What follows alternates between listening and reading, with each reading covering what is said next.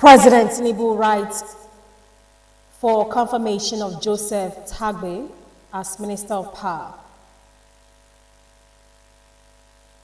Lawmakers condemn xenophobic attacks in South Africa, labels attack barbaric and unacceptable. FCT Minister Barrister Wike seeks stronger EU partnership for Abuja's growth.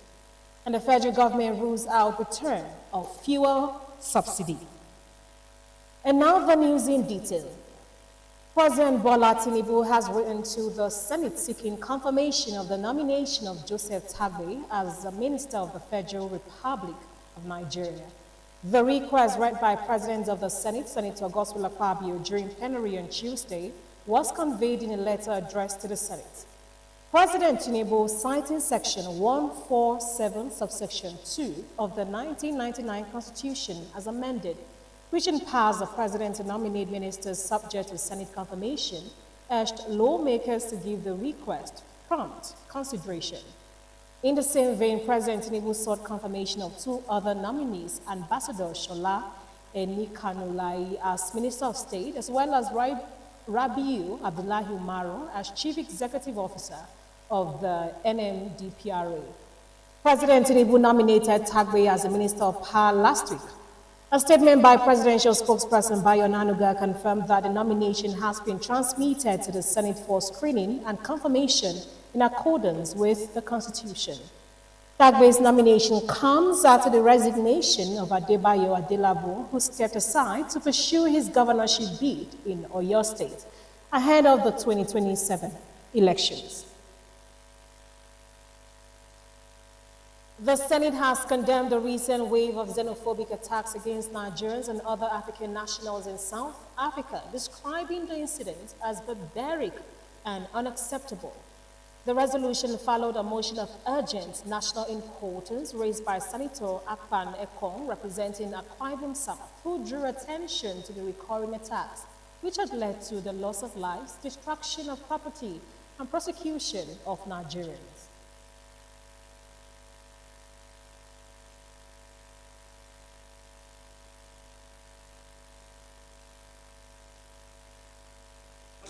Any justification at all.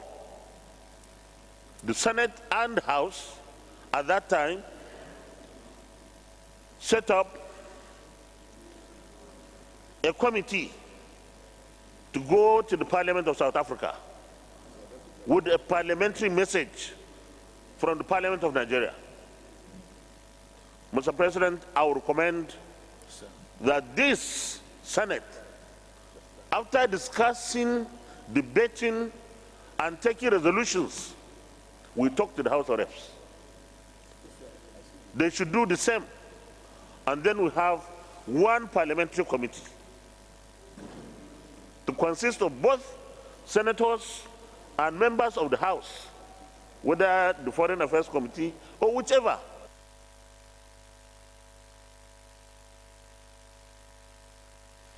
Contributing to the debate, Senator Adams Oshomole called for stiffer sanctions against South African companies operating in Nigeria, urging a review of bilateral relations.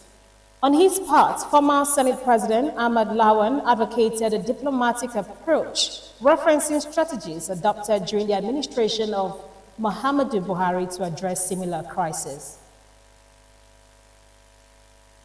Any justification at all. The Senate and House at that time set up a committee to go to the Parliament of South Africa with a parliamentary message from the Parliament of Nigeria. Mr. President, I would recommend that this Senate, after discussing, debating, and taking resolutions, we talk to the House of Reps. They should do the same. And then we have one parliamentary committee to consist of both senators and members of the House, whether the Foreign Affairs Committee or whichever. In his remarks, the Senate President Godswill Akpabio condemned the attacks, citing that they are inconsistent with the principles of African unity and fundamental human rights. The Senate also proposed a delegation to the South African Parliament to engage on legal frameworks aimed at preventing a recurrence of such attacks. The action of revoking any license, we are not going to touch any business of South Africa, and we won't touch the business of any country. We believe strongly that with diplomatic engagements, these issues will be resolved.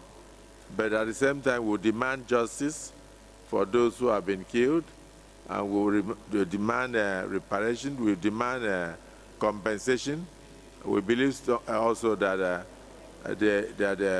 what has been done is unacceptable, not just to Nigerians, but to the international community, and that the international community should hold the government of South Africa accountable. So this Senate views this barbaric action with seriousness, and will come up with very actionable plans together with the House of Representatives.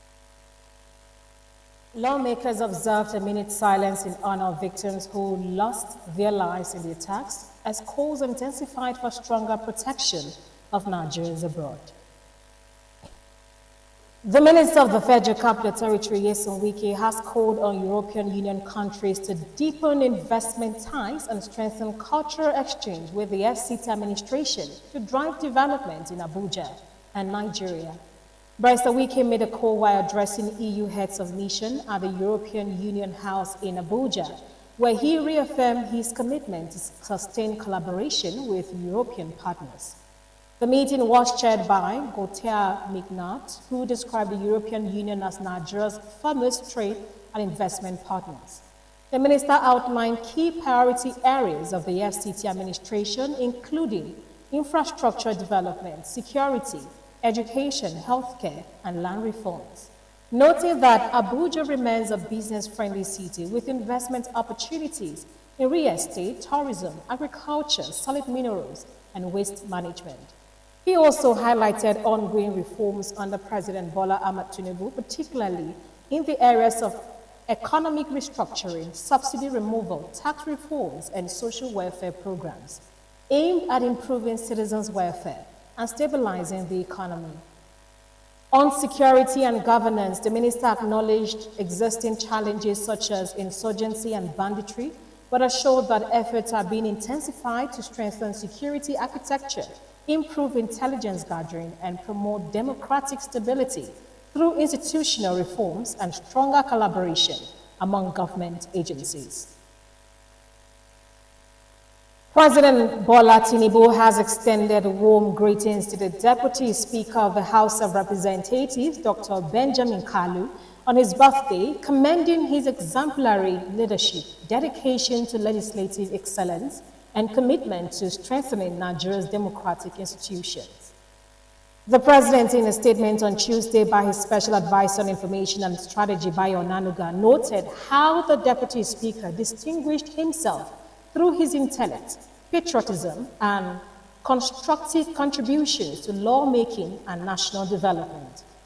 President Tinubu acknowledged Mr. Kalu's role in fostering unity and collaboration within the House of Representatives, as well as his advocacy for policies that promote good governance, economic growth, and social cohesion nationwide. The chairman of Abaji Area Council and FCT senatorial aspirants, Alhaji Abubakar Umar Abdullahi, has officially completed and submitted his expression of interest form to contest for the position of senator representing the Federal Capital Territory under the All Progressives Congress.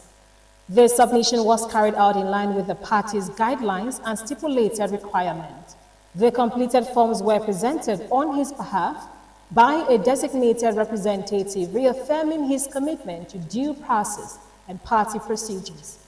Speaking on the development, Alhaji Abubakar Umar Abdullahi expressed optimism about the journey ahead, noting that his aspiration is driven by a desire to provide effective representation and bring meaningful development to the FCT.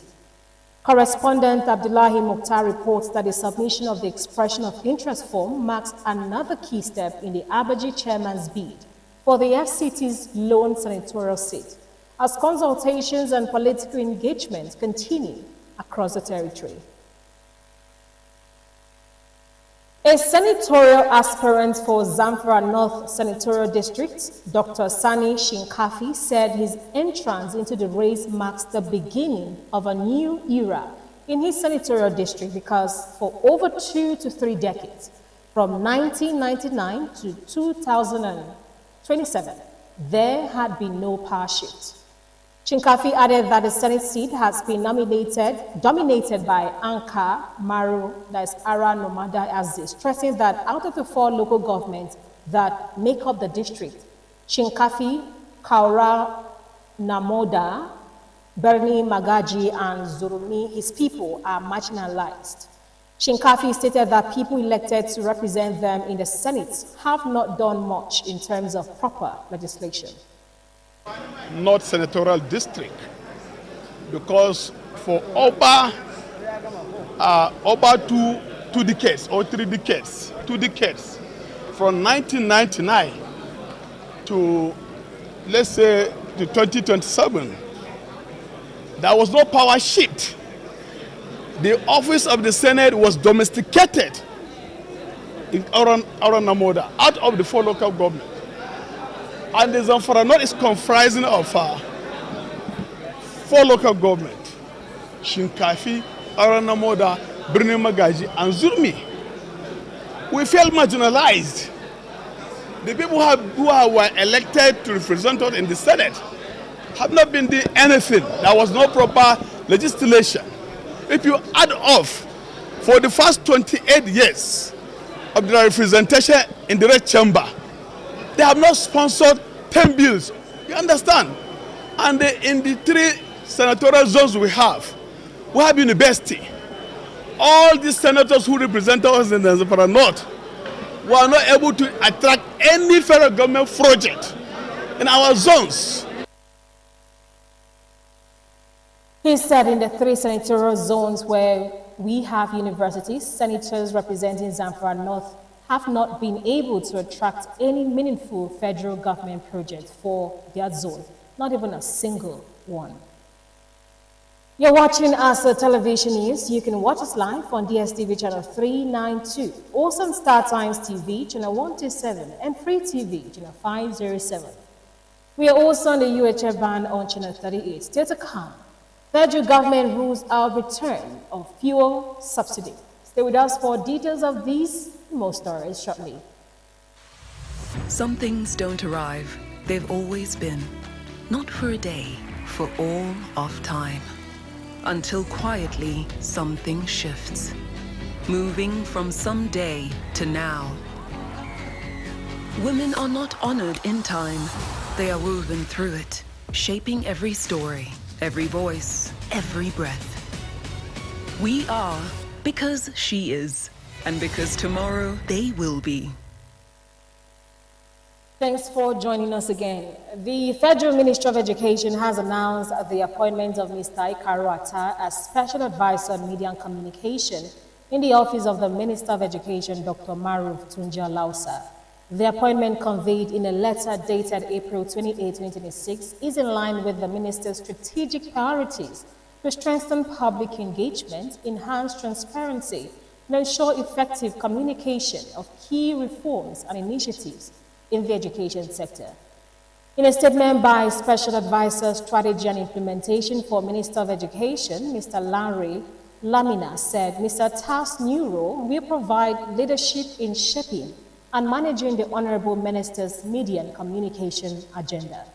His responsibilities will also include managing media relations, coordinating public communications, supervising digital and social media engagement, and ensuring consistency in messaging across all platforms. Additionally, he will advise on high-level communication strategies and support crisis communication efforts to safeguard the ministry's reputation.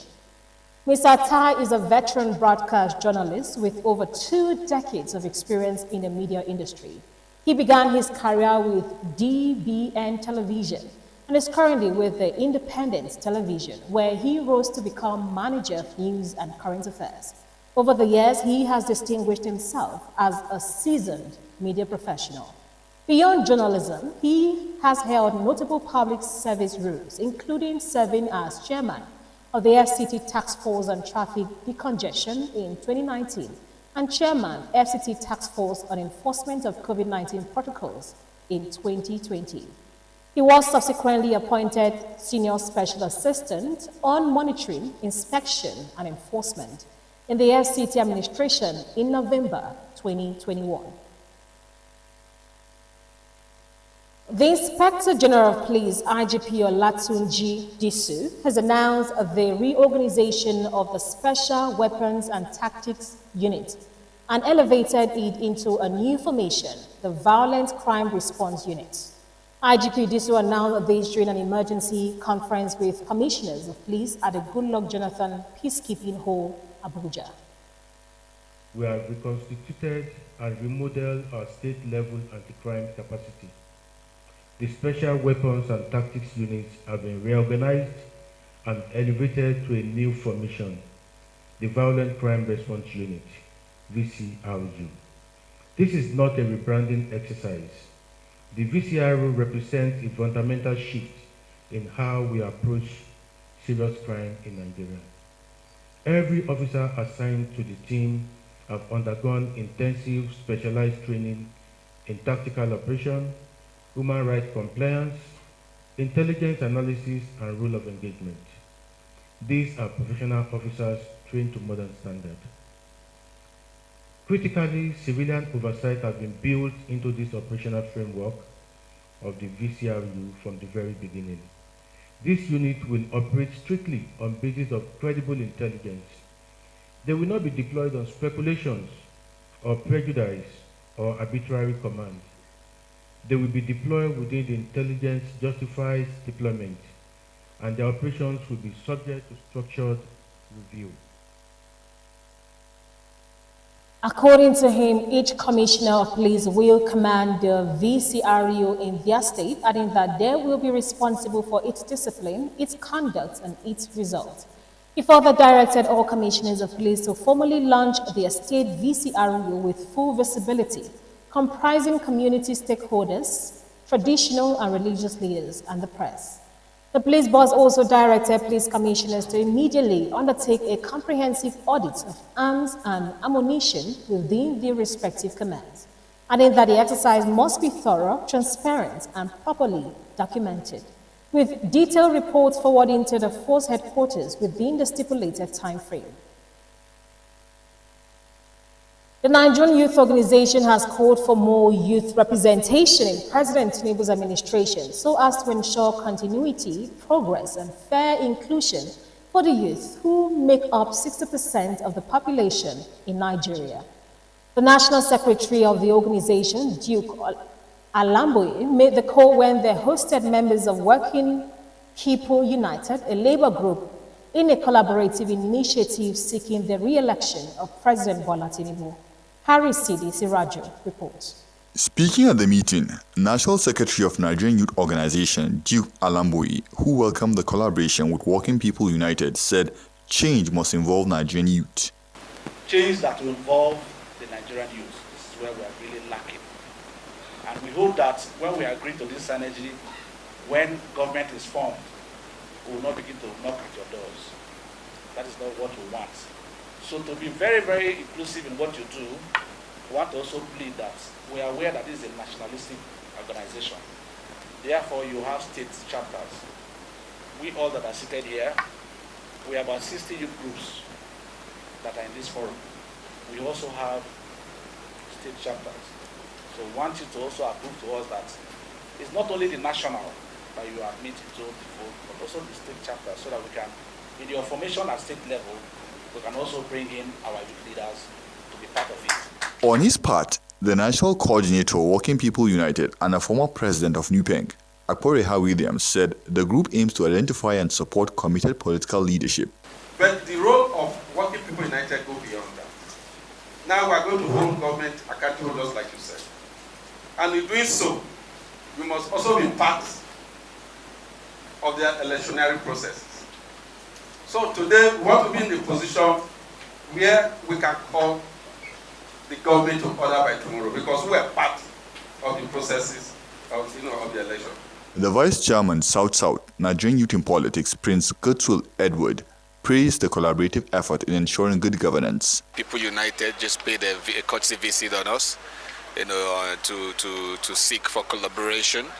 And I'm quite excited, though I'm a member of the APC, and I'm excited to see that I'm also an aspirant for the Federal House of Representatives, and I'm excited that His Excellency has given a 50% discount to Nigerian youths and youths of the party who are interested in vying for positions. That shows that there's inclusion. It has always shown that, and you are here to support His Excellency re-election and back to the villa. In Nigeria, collaborations between labor groups and youth organizations is crucial for driving good governance. By uniting, they amplify voices demanding accountability, transparency, and pro-people policies. For ASO Television News, I am Haris Sidis Raju. The Federal Road Safety Corps has secured the conviction of a motorist who abducted and assaulted one of its operatives during a patrol in Abuja. The incident occurred on April 30th along the Kuba Expressway when FRSC officials attempted to stop a Toyota Hilux vehicle for routine enforcement. The driver reportedly resisted arrest, assaulted an officer, and forcefully took him away from the scene. The situation was quickly brought under control by the patrol team, with support from the police leading to the suspect arrest and detention at the FCDA police station in Kuba. Following prosecution, a court convicted the offender, ordering a fine of 72,000 naira or a 3-month jail term, and also awarded 50,000 naira compensation to the injured officer. FRSC Corps Marshal Shehu Muhammad commended the professionalism of the patrol team, describing the attack as a threat to public safety and the rule of law. He warned motorists against obstructing or assaulting enforcement officers and urged the public to cooperate with authorities to ensure safer roads. Nigeria has strengthened its leadership in road safety across Africa with the inauguration of the Executive Secretariat of the African Association of Road Safety Lead Agencies and the West African Road Safety Organization in Abuja. The facility, commissioned at the Federal Road Safety Corps headquarters, positions Nigeria as a key hub for continental coordination on transport safety and mobility. The event drew top diplomats, representatives of the African Union, development partners, and delegates from across Africa, highlighting Nigeria's growing role in regional cooperation and institutional leadership. Representing the Federal Character Commission, Commissioner Pam Bodman described the initiative as a major step towards safer roads and harmonized transport systems across the continent. In a keynote address, Executive Chairman Haluyat Omidiron emphasized the need for stronger collaboration and innovative solutions to address road safety challenges in Africa. FRSC Corps Marshal Shehu Muhammad said the Secretariat goes beyond a physical structure, describing it as a platform for research, policy alignment, training, and cooperation among African nations. The new Secretariat is expected to drive efforts to reduce road traffic fatalities and support broader continental development goals.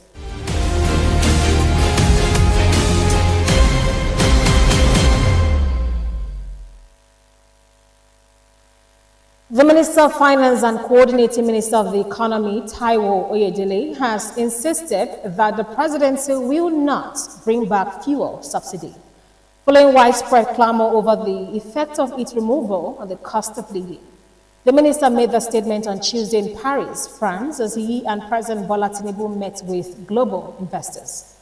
Oyedele noted that subsidies created economic distortions, adding that the prices of petrol would not be controlled because the presidency believed the market was capable of regulating itself. Following the removal of the petrol subsidy in May 2023, Nigeria's inflation rate surged, reaching a 19-year high. Headline inflation rose from 22.41% in May 2023 to 34.19% by June 2024, driven by sharply higher fuel, food, and transportation costs. deepening the cost of living crisis. And still on finance, the Finance and Coordinating Minister of the Economy, Mr. Wale Edu, has reaffirmed federal government's commitment to resolving outstanding obligations to local contractors in a fair, transparent, and structured manner as part of broader effort to sustain economic reforms and strengthen public confidence. A statement signed by the Head of Information and Public Relations Unit to the Ministry, F.A. Ovakbore, indicates that the minister gave his assurance during a high-level meeting with representatives of the All Indigenous Contractors Association of Nigeria. The minister highlighted that this is aimed at addressing the prolonged impasse between the federal government and indigenous service providers, noting that the engagement focused on outstanding payments related to capital expenditure, with discussions centered on the need for clarity, accountability, and a credible framework for resolving verified claims. While emphasizing that the process will balance fiscal realities with the government's responsibility to honor legitimate obligations, Mr. Oyedele acknowledged the concerns raised by the contractors, particularly regarding delayed payments, contract variations, and the impact of ongoing fiscal reforms on project execution. He further assured stakeholders that the government is working closely with relevant institutions to reconcile outstanding claims and establish a clear and sustainable payment structure. The meeting had in attendance the Permanent Secretary, Federal Ministry of Finance, Mr. Raymond Omache, Permanent Secretary, Special Duties, Mr. Muhammad Sanusi, the Accountant General of the Federation, Mr. Sham Sadin Ogunjimi, the Director Cash Management, Federal Ministry of Finance, and the Director Funds and other line directors, both from the Finance Ministry and the Office of the Accountant General of the Federation. And that's the news. I am Tina Oje Achi. Thanks for watching.